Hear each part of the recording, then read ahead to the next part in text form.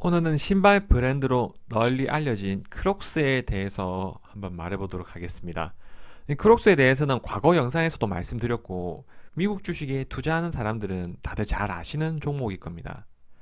우리 일상에서는 남녀노소 누구나 다 신죠. 집집마다 대부분이 가지고 있을 겁니다. 얼마 전 4분기 실적이 발표됐습니다. 실적은 전체적으로 괜찮았습니다. 하지만 이제 크록스의 핵심 제품이었던 크로그가 어느 정도 성숙기에 접어든 것을 알 수 있었습니다. 그리고 올해 어떻게 이 제품 수명을 연장해 가면서 새로운 제품군을 추가해 나갈 수 있을지가 관건일 겁니다.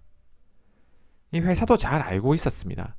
회사가 올해 핵심 전략으로 내세운 세 가지는 크록스 브랜드, 글로벌 판매, 마케팅 혁신, 이 세 가지입니다.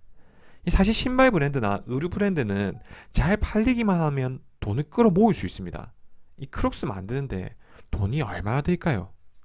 이 사축이랑 금형만 있으면 크록스 신발 찍어내는 건 세팅이 끝납니다. 그냥 금형대고 찍어내면 됩니다.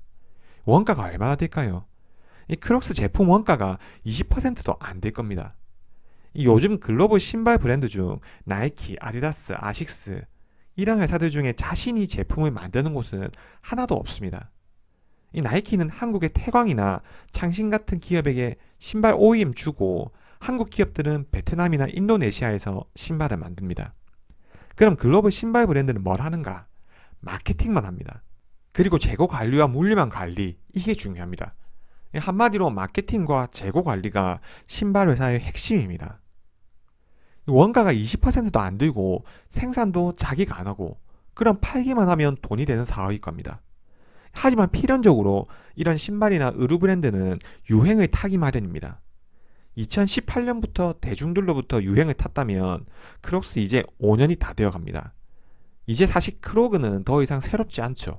이 지비츠도 익숙해졌습니다. 이 회사는 뭔가 다른 걸 준비해야 합니다.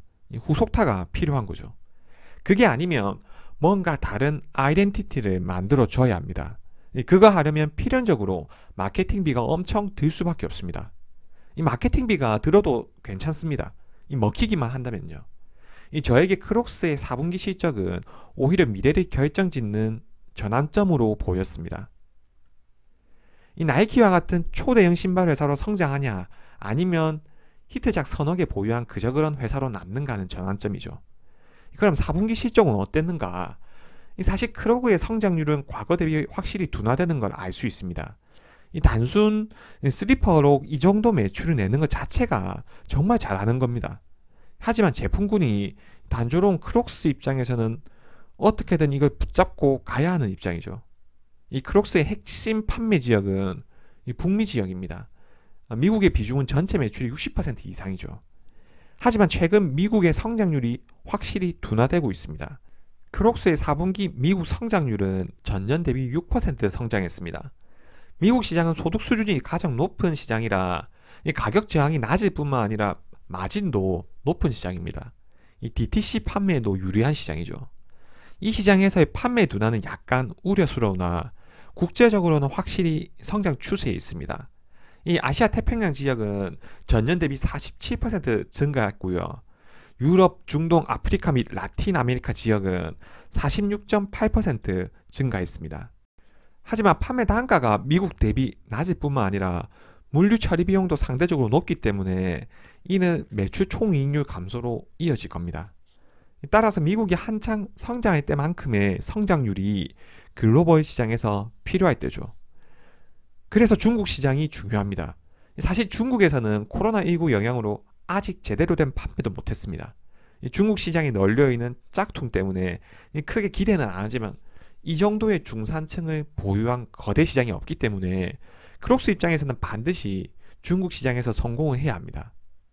이 한마디로 크로그의 내용 연수가 어느 정도 지나다 보니 확실히 미국 시장에서의 성장률은 둔화되고 있고, 따라서 국제 시장에서의 판매 극대화를 통해 미국의 매출 둔화와 마진율을 극복해야 하는 상황인 겁니다.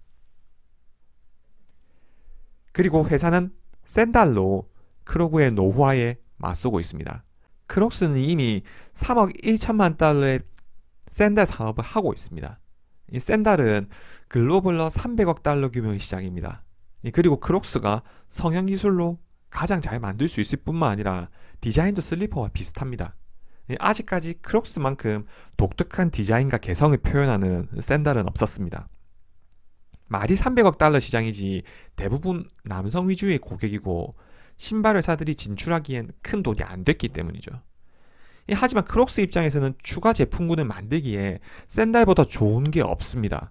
그리고 반드시 크로그를 가지고 있는 사람에게 샌들을 사게 만들어야 합니다. 22년 하반기에는 샌들이 32% 성장했고 23년에는 4억 달러 규모로 키우겠다고 합니다. 그리고 마케팅입니다. 지금의 크록스가 있게 된 건 MZ세대와 여성에 초점을 맞춘 트렌디한 마케팅 전략이 성공했기 때문입니다. 특히 소셜미디어와 디지털 마케팅을 통해 유행에 민감한 젊은 소비자를 지속적으로 참여시켰습니다. 이 크록스는 제품군이 단조롭습니다. 믿을 건 크록스의 크로그, 헤이듀드의 로퍼, 이제 시작한 샌들이 전부입니다. 이 단조로운 제품군일수록 어떤 아이덴티티를 갖는지가 더 중요합니다. 이 대중에게 기억될 수 있는 시대에 뒤처지지 않은 새로운 마케팅을 통해 계속 붐업을 시켜줘야 하는 거죠. 이 하반기에만 약 6천만 달러의 마케팅 비용을 지출했고 회사는 매출의 7%에서 8%를 크록스 브랜드에 투자한다고 했습니다. 여기에는 브랜드 마케팅과 디지털 마케팅, 소셜 마케팅이 포함되고 계속해서 그 속도를 유지해 나가고 있습니다. 23년에는 신규 고객 유입과 제품 판매를 촉진하기 위해 2억 달러가 넘는 마케팅 비용을 투자할 것이라고 합니다. 그리고 헤이듀드 인수는 신의 한 수였다고 생각합니다. 만약 크록스가 헤이듀드를 인수하지 않았다면 어떻게 됐을까요? 이 자사주 매입은 더 했을지 모르지만 지금처럼 주가 방어를 하지는 못했을 겁니다. 그리고 단위 제품군에 대한 한계로 분명 주가가 크게 하락했을 겁니다. 사실 4분기 크록스의 매출 성장은 성장성이 가파른 헤이듀드와 매출이 믹스가 되어 있어서 그나마 높아 보이는 겁니다. 이 회사는 22년 4분기 9억 4,500만 달러 매출로 전년 대비 61% 증가했다고 발표했습니다. 하지만 크록스 4분기 브랜드 매출은 6억 6천만 달러로 전년 대비 14% 증가했습니다. 헤이듀드의 매출이 2억 8천만 달러로 전년 대비 34% 증가했죠. 내년 가이던스도 크록스 브랜드 매출 성장은 6%에서 8% 수준입니다. 그나마 헤이듀드의 매출 성장이 20% 중반 수준으로 높은 가이던스에 제시했죠. 이 헤이듀드 인수는 분명 매출 총이익률 하락을 가져왔습니다. 하지만 그만큼 매출 성장성을 증명했죠. 이 크록스 자체가 워낙 매출 총이익률이 높은 회사였기 때문에 헤이듀드 인수는 신의 한 수였다고 봅니다. 그리고 최근에 헤이듀드 신발은 확실히 크록스와의 콜라보로 인해 과감해지고 파격적으로 바뀌는 것 같습니다. 헤이듀드에게 새로운 옷을 입히고 있는 거죠. 크록스는 돈을 따박따박 잘 버는 회사입니다. 이 강력한 현금 흐름 때문에 헤이듀드 인수 시 총 레버리지가 3.1배였는데 22년 말 2.25배로 줄일 수 있었습니다. 이 총 부채와 조정 에비타의 비율이 2배 미만이 될 때까지 디레버리징을 해서 차입금을 꾸준히 줄여나가겠다고 했습니다. 2023년에 총 레버리지의 2배 미만이 될 거고 빠르면 23년 연말이나 24년에 개선된 부채 비율과 현금 보유량을 가지고 또 다른 인수 대상을 찾을 겁니다. 이 크록스는 자기가 제품군을 확대하는 데는 한계가 있습니다. 이 새로운 제품군을 크록스가 개발하기보다는 인수 합병을 통해 포트폴리오를 추가하는 방법을 선택했습니다. 그리고 CEO 앤드류 리스의 과거 선택을 봤을 때 이번에도 스포츠웨어 브랜드와의 경쟁은 피할 수 있으면서 마케팅을 통해 새로운 가치를 창출할 수 있는 제품군에 도전할 겁니다.